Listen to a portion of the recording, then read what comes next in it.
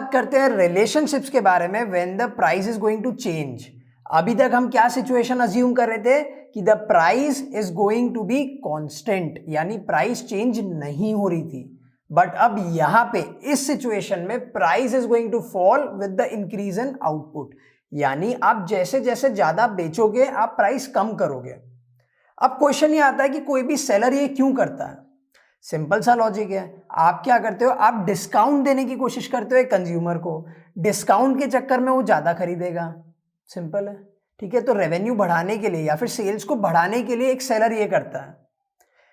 क्या पढ़ा था हमने, ये सेम चीज पहले भी कहीं पे पढ़ी थी, that is law of demand. Price कम होगा तो डिमांड ज्यादा होगी, प्राइस कम होगा तो आउटपुट ज्यादा होगा। बस यही वाला लॉ ये यहाँ पे अप्लाई करने की कोशिश करते हैं, ठीक है। अब इस वीडियो में हमें बात करनी है relationship between AR and MR, that is average revenue and marginal revenue के बारे में।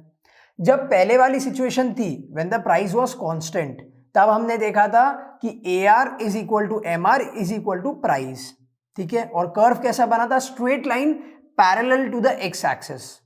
बट इस सिचुएशन में प्राइस तो गिर रही है, यानी the price is not constant, price is going to change. और वो भी कैसे, जैसे जैसे आप ज्यादा आउटपुट सेल कर रहे हो आप प्राइस कम कर रहे हो, ठीक है। तो इस सिचुएशन में AR और MR कैसा होगा। सबसे पहले ये जो सम सॉल्व कर रखा है ना, पहले इसको देख लेते हैं। जब आउटपुट 1 था तब प्राइस थी 10, तो टोटल रेवेन्यू कितना हो गया, 1 इंटू 10 10।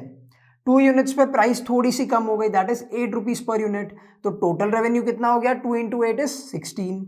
अब जब आप 3 यूनिट सेल कर रहे हो तो प्राइस और थोड़ी सी कम होगी, that is 6 rupees per unit, तो 3 इंटू 6 इज 18। फिर जब आप 4 यूनिट्स को सेल कर रहे हो तो प्राइस और थोड़ी सी कम हो जाएगी, that is 4 rupees per unit, तो 4 into 4 is 16। And finally when you are selling 5 units तो आप क्या करोगे, प्राइस और कम कर दोगे, that is 2 rupees per unit, तो टोटल रेवेन्यू कितना हो जाएगा, 5 इंटू 2 इज 10। अब एवरेज रेवेन्यू तो हमें पता है, प्राइस एज इट इज आपको कॉपी पेस्ट करनी होती है, तो एवरेज रेवेन्यू क्या हो गया, 10,8,642, 10,8,6,4 एंड 2। मार्जिनल रेवेन्यू कैसे निकलता है, TRN माइनस TRN माइनस 1, मतलब नीचे वाले में से ऊपर वाले को माइनस करते जाना है।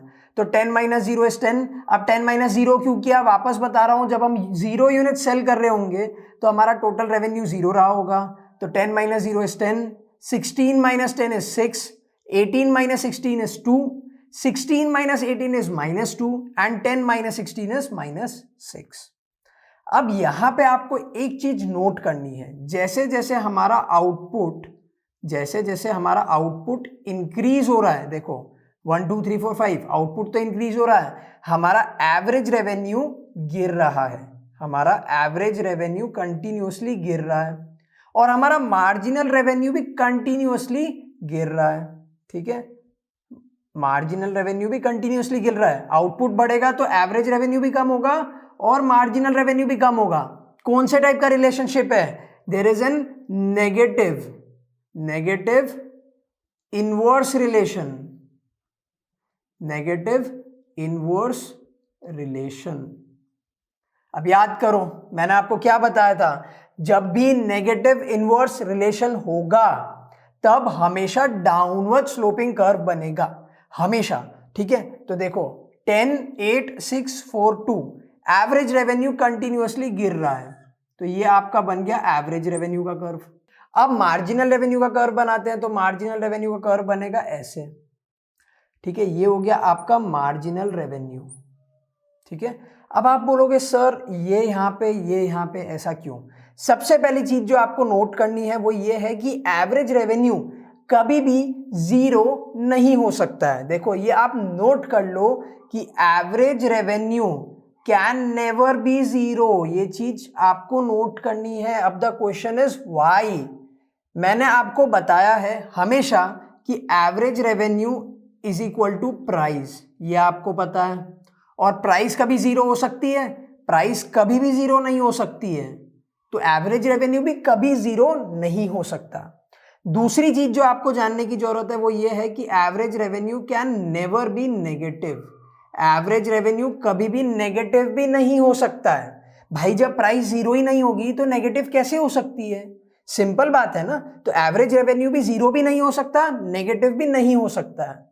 जबकि marginal marginal revenue can be zero, ये जीरो हो सकता है, ठीक है, and marginal revenue can also be negative, ये भी पॉसिबिलिटी है, ये दोनों ही केसेस की पॉसिबिलिटी है मार्जिनल रेवेन्यू में। ये वाला केस देखो, मार्जिनल रेवेन्यू नेगेटिव है, एवरेज रेवेन्यू आपको कहीं पे भी नेगेटिव दिख रहा है, कहीं पे भी जीरो दिख रहा है, नहीं दिख रहा। तो ये याद रखना, average revenue can never be zero and average revenue can never be negative, whereas marginal revenue can be zero and marginal revenue can also be negative। तो इस केस में हमने क्या देखा, हमने एवरेज रेवेन्यू का कर्व को थोड़ा सा आउटवर्ड स्लोपिंग बनाया है, थोड़ा सा बाहर की तरफ, ठीक है, तो नीचे गिर रहा है, डाउनवर्ड स्लोपिंग है। क्यों डाउनवर्ड स्लोपिंग है? नेगेटिव इनवर्स रिलेशनशिप के कारण। मार्जिनल रेवेन्यू भी डाउनवर्ड स्लोपिंग है, क्यों? नेगेटिव इनवर्स रिलेशनशिप के कारण। लेकिन एवरेज रेवेन्यू को हमने यहां पे लाके रोक दिया, क्यों? Because average revenue can never be zero, वो जीरो को टच नहीं कर सकता है और नेगेटिव भी नहीं हो सकता, मतलब नीचे भी नहीं जा सकता।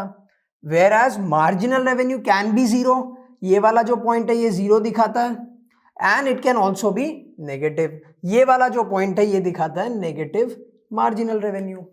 सिंपल। तो इस वीडियो में हमने क्या देखा? हमने देखा relationship between average revenue and marginal revenue when the price falls with the increase in output. आप चलते हैं नेक्स्ट वीडियो पे।